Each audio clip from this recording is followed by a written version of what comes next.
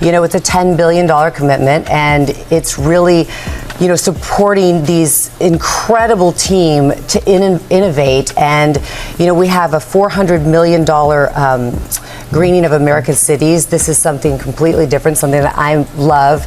And we're greening inner cities. So we're putting parks where kids normally don't have a park, where it's a concrete jungle, and so that everyone can be close to nature. The timing was too perfect, too sharp to be coincidence, and now everyone was asking the same questions. What happened behind closed doors?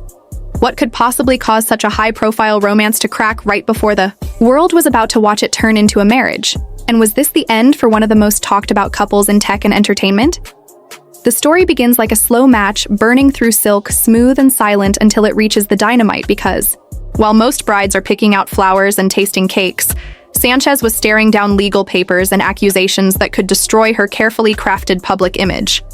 The name on those papers belonged to yoga instructor and author Alana Zabel, a woman known in wellness, circles for more than 2 decades as a respected voice in mindfulness and spiritual living. And yet here she was, ready to take on one of the richest women in the world in federal court. She claimed Sanchez had stolen her entire concept for a children's book called Dharma Kitty Goes to Mars and turned it into The Fly Who Flew to Space, a title that not only made the New York Times bestseller list but also added another layer of shine to Sanchez's growing image. As a space-age storyteller, the lawsuit landed just days before the wedding. But the real shock came from the whispers that Zabel was not acting alone, that someone far more powerful and far more motivated might be pulling the strings. From the shadows, and the name that kept surfacing was Elon Musk, a man with his own long-running rivalry with Jeff Bezos, a man who knew how to turn timing into a weapon. Insiders hinted that Musk had been quietly supporting Zabel's case, using the book dispute as a carefully aimed missile at Bezos's world, and when you put the pieces together, the timing was almost too perfect. Musk versus Bezos has always been about more than rockets and contracts. It's about legacy, ego, and who gets to claim the future. And now with this lawsuit, the battlefield had shifted into the personal realm, striking at Bezos's private life, right before one of his biggest public moments. If the rumors were true, Musk had found a way to plant a storm in the middle of a wedding week and watch the damage unfold without ever stepping into the light. Alana Zabel was not some random accuser plucked out of thin air. She had spent more than 2 decades building a career rooted in wellness and mindfulness. She was the founder of Ayim, a yoga and lifestyle brand that grew from humble beginnings into a recognized name with physical studios, activewear lines, and wellness products, all designed to guide people toward balance and spiritual growth. Her work was never just about the physical poses. She brought storytelling into her teaching, blending children's literature with lessons about kindness, courage, and resilience. She authored books and memoirs that carried pieces of her own journey, and her creative expression was not something she treated lightly, which is why she saw the alleged plagiarism as not just theft, but a deep betrayal, especially coming from someone she had once called a friend. Because this was not some distant business acquaintance, Zabel had known Lauren Sanchez for years. They had met back in 2008 when Zabel began giving Sanchez private yoga sessions over time. Their professional relationship shifted into friendship. They shared secrets, inside jokes, and eventually started working on a children's book together. So when Zabel says Sanchez took Dharma Kitty Goes to Mars and turned it into The Fly Who Flew to Space without her, she was not just talking about stolen words. She was talking about trust ripped out by the roots and replaced with something glittery enough to make headlines. Sanchez's book became a New York Times bestseller, a crown jewel in her public image as a pilot journalist, and soon-to-be wife of one of the world's richest men. But the lawsuit made that crown look suspiciously tarnished. And then came the rumor that changed everything, that Elon Musk might be lurking somewhere in the background of this entire mess. Musk and Sanchez had crossed paths many times over the years, both moving in that rarefied circle where billionaires, tech titans, and Hollywood faces collide. They had been friendly once, at least on the surface, and the idea that Musk could quietly weaponize a copyright lawsuit to hit Bezos at a vulnerable moment fit perfectly with the kind of unpredictable tactical moves he had made in the past. The timing was a dagger. The lawsuit was filed just before Sanchez's wedding to Bezos in Venice, meaning that every headline about their romance now had a shadow trailing behind it, and those shadows stretched far enough to pull in the ongoing rivalry between Musk and Bezos, a rivalry that was already one of the most watched in the world. SpaceX versus Blue Origin Mars versus orbital colonies, a constant duel for prestige government contracts and the right to claim the future of humanity. And now, if these whispers were true, the duel had taken a personal turn that could not be undone. Zabel was not accusing Sanchez of subtle inspiration. She claimed that entire scenes, entire structures had been lifted and reshaped for the fly who flew to space.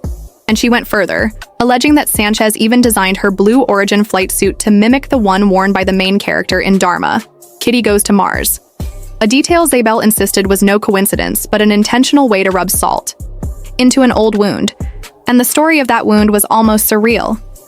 According to the lawsuit, it began with something as ridiculous as a dance-off at Sanchez's 40th birthday party, an event that should have been harmless fun, but allegedly went sideways. Leading to bad blood that lingered for years, Zabel claimed that from that moment forward, Sanchez carried a quiet grudge, and when the opportunity arose to get even, she took it with precision.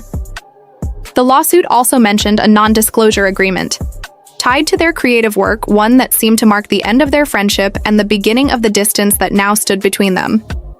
By the time the lawsuit became public, the headlines shifted from wedding glamour to courtroom drama, and instead of being celebrated as Bezos' bride, Sanchez was now defending herself against charges that painted her as both petty and calculating. And as if that was not enough, just as the Zabel case was making noise, another scandal broke that threatened to make things far worse. This one involved leaked private text messages between Sanchez and her brother, messages that prosecutors said were related to her relationship with Bezos. And these messages somehow ended up in the hands of the National Enquirer right at the height of the affair story. This was not just embarrassing for Bezos.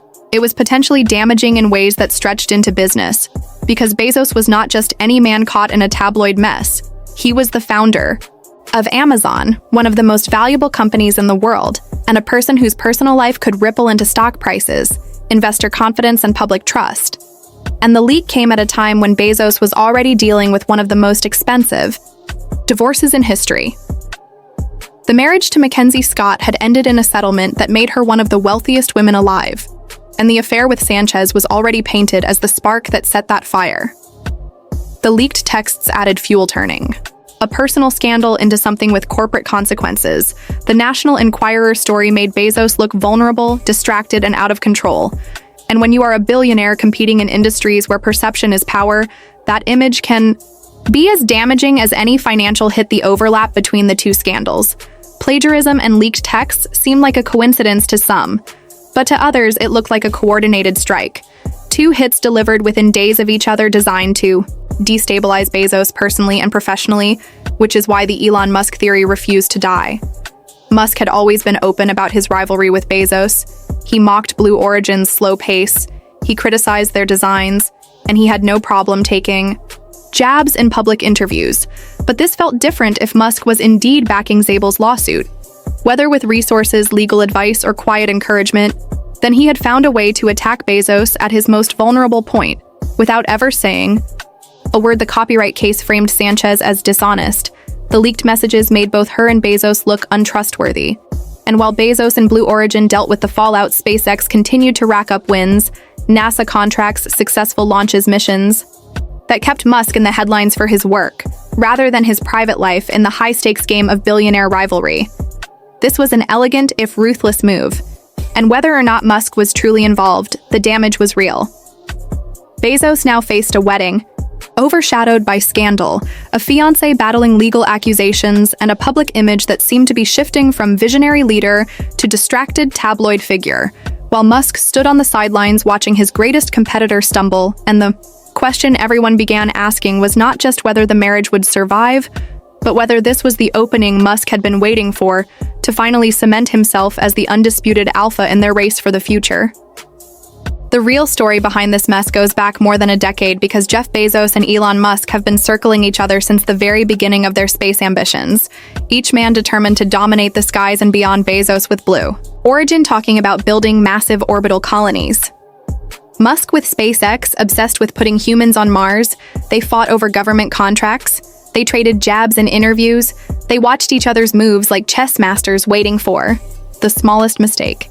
And somewhere in the middle of all that ambition and ego stood Lauren Sanchez, a woman who started as a reporter, learned to fly helicopters, and climbed her way into the most elite circles in both Hollywood and Silicon Valley.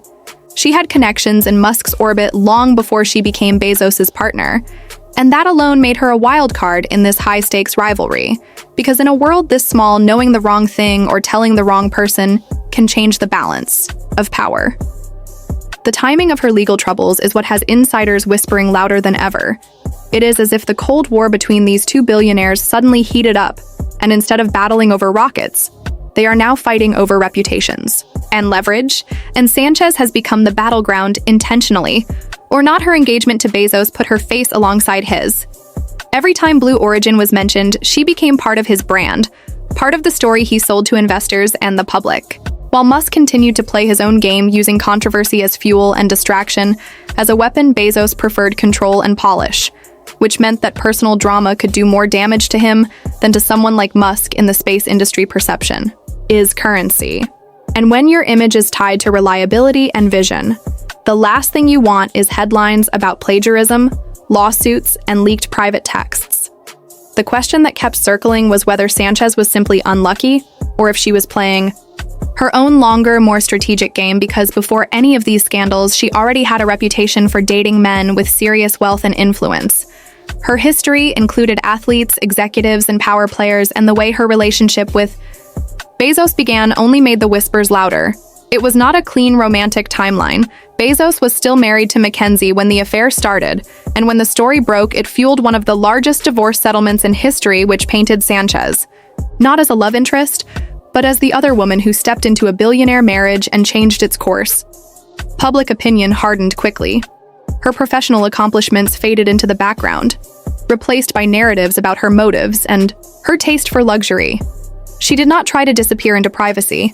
Instead, she embraced the spotlight, appearing at high-profile events, flying on private jets, wearing designer outfits. The image was clear. She was living the billionaire life and not shying away from it. The affair with Bezos had moved from chance encounters at business gatherings to private moments at Blue Origin meetings to secret trips together until it finally burst into public view. And while Bezos took the brunt of the fallout, Sanchez seemed to navigate it more smoothly, ending up not only still in his life but engaged to him yet as their relationship settled into a new normal. The rivalry between Bezos and Musk did not. And as SpaceX continued to outpace Blue Origin in launches, deals, and public attention, Bezos appeared more distracted, more interested in his personal life than in closing the competitive gap. Musk kept his edge by staying visible in the work, tweeting product updates, streaming events, making bold promises about Mars and future missions. Bezos's public appearances began leaning toward luxury vacations, yacht trips, and now the extravagant wedding in Venice that was supposed to be a triumph, but instead became a backdrop for a legal storm. The 3-day celebration cost tens of millions, featured an elite guest list from Oprah Winfrey to Bill Gates to Kim Kardashian. But every glowing photo was now shadowed by the Zabel lawsuit and the rumors about Musk's invisible hand. And to make matters worse, while Bezos was celebrating, Musk was working. SpaceX was still launching, still securing deals, still keeping the spotlight for reasons that made him look like the one pushing humanity forward. The contrast could not have been sharper. Bezos looked like a man enjoying his wealth. Musk looked like a man building the future. And in the optics-driven world of billionaires, that difference matters more than most people realize. And so the Venice wedding that could have been remembered as the pinnacle of their romance now risks being remembered as the moment when their public image finally tipped from power couple to scandal couple. And for Bezos, that shift might cost far more than whatever is written in the court filings, because in the rarefied world where billionaires operate, everything is connected. Every rumor, every headline, every lawsuit threads into a much larger web of power and control. And by the time the Venice wedding was over, whispers were already moving through that web faster than any official statement could travel. Insiders were saying the guest list had been carefully curated, not just for celebration, but for strategy, that each dinner, each private conversation was a calculated moment to secure alliances or test loyalties. Because when your personal life becomes an extension of your business brand, you cannot afford to invite the wrong person or leave the right one out. But the problem was that even before the guests flew home, the lawsuit against Sanchez was drawing more attention than the wedding itself. And that is when the story began to fracture, because people outside the inner circle were not only questioning her motives, They were questioning Bezos' judgment. This was a man who had built the most valuable company in the world on precision timing, discipline, and calculated risk. Yet now he was choosing a partner whose past and present seemed full of unpredictable variables. And in that unpredictability, his enemies found opportunity. Musk knew the game well. He understood that public confidence in a leader is as critical as investor confidence in a company. And when either begins to slip, cracks form that can be widened by the right narrative. Musk did not have to launch an open attack. All he needed was to let the press connect the dots, to let the tension between Bezos and Sanchez become a distraction that overshadowed Blue Origin's plans and funding goals. The beauty of such a tactic is that it leaves no fingerprints, no obvious act of sabotage, just a slow, steady shift in perception and in the world of high-stakes competition. Perception is reality. Meanwhile, Sanchez was fighting her own quiet war because the lawsuit was more than a legal problem, it was a reputational trap. The longer it stayed in the headlines, the more it fueled the caricature of her as someone who coasted on connections and borrowed ideas. And whether or not that was true no longer mattered. Because in media, the image is what survives, and she knew it. So she leaned into the one weapon she had left: her proximity to Bezos, the way she could appear at his side on every red carpet, every charity gala, every yacht deck, as a reminder that no matter what was written, she still occupied the most exclusive space in his life. But that choice came with a cost, because the more visible she became, the easier it was for critics to frame her as the source of his distraction.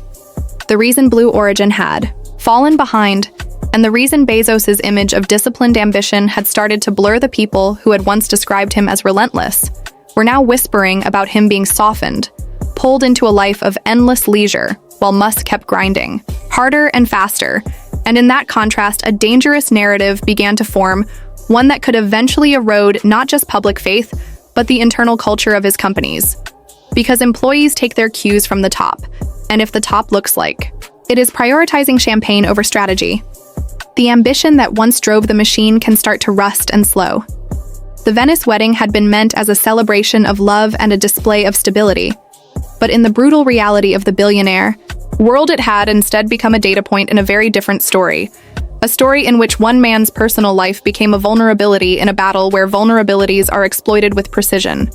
And as the weeks passed, the ripple effects of that moment in Venice grew louder, because this was not just about one wedding or one lawsuit. It was about the shifting perception of power, and in the rarefied world where every glance, every whispered comment can move billions, the smallest change in narrative can trigger aftershocks that last for years.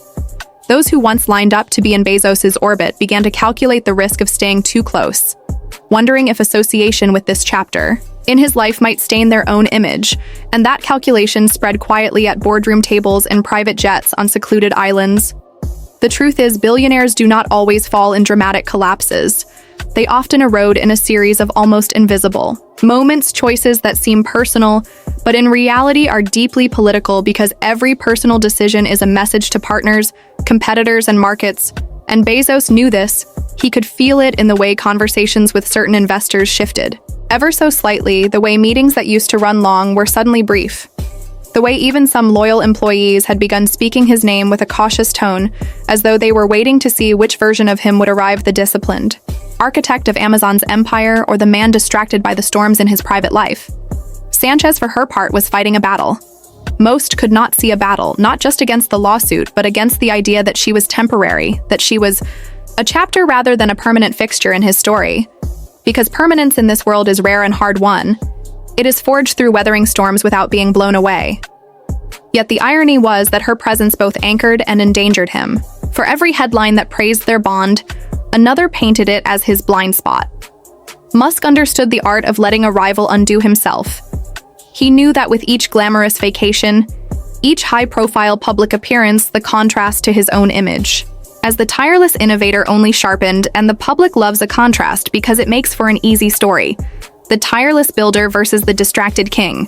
And while Bezos was no stranger to competition, he was learning that personal optics could be just as dangerous as market disruption.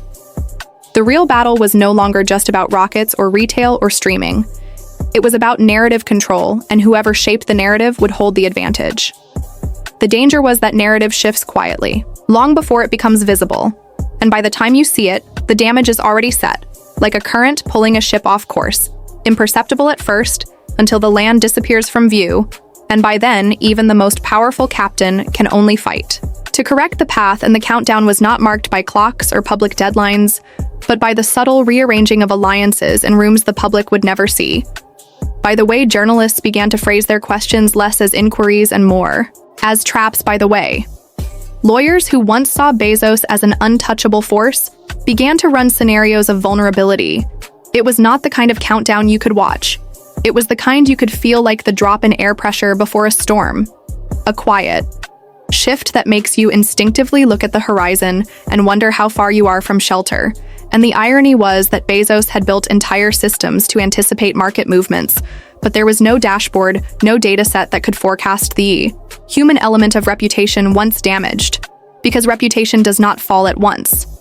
It is chipped away piece by piece until the shape of it is unrecognizable. Sanchez understood this too. She could see it in the way invitations slowed in the way.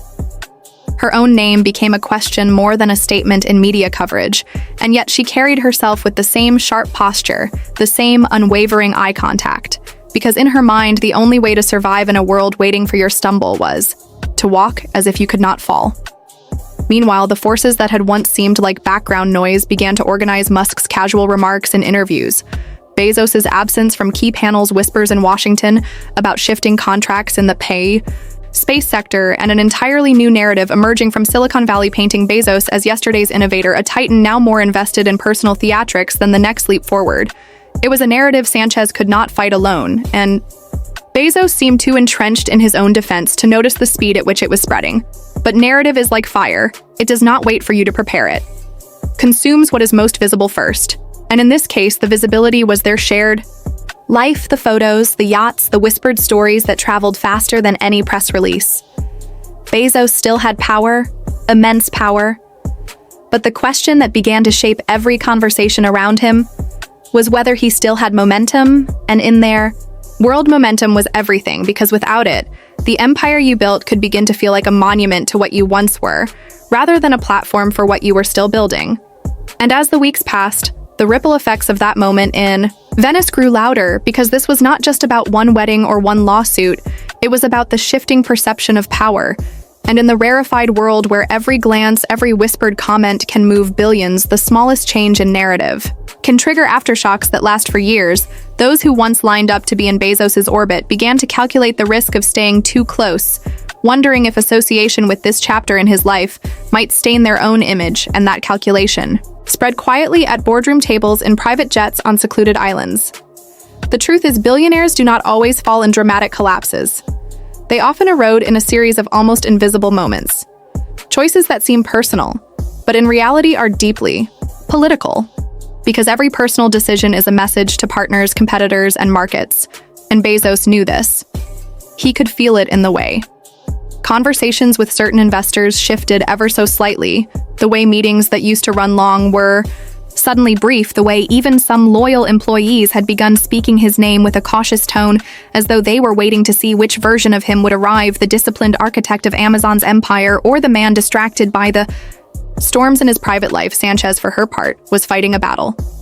Most could not see a battle not just against the lawsuit, that would be told, but against the idea that she was temporary, that she was a chapter, rather than a permanent fixture in his story, because permanence in this world is rare and hard won. It is forged through weathering storms without being blown away. Yet the irony was that her presence both anchored and endangered him, for every headline that praised their bond. Another painted it as his blind spot. Musk understood the art of letting a rival undo himself. He knew that with each glamorous vacation, each high-profile public appearance, the contrast to his own image as the tireless innovator only sharpened, and the public loves a contrast because it makes for an easy story. The tireless builder versus the distracted king. What it meant to be powerful, and while Bezos was no stranger to competition, he was learning that personal optics could be just as dangerous as market disruption. As the world, the real battle was ready for the next no longer just about rockets or retail or streaming. It was about narrative control, and whoever shaped the narrative would hold the advantage. The danger was that narrative shifts quietly long before it becomes visible, and by the time you see it, the damage is already set like a current pulling a ship off course, imperceptible at first until the land disappears from view. And by then, even the most powerful captain can only fight to correct the path. This video covers legal allegations in a news context. All claims are from official filings and no guilt is implied until proven in court, please. Keep all discussions respectful. Allegations are not facts until proven in court.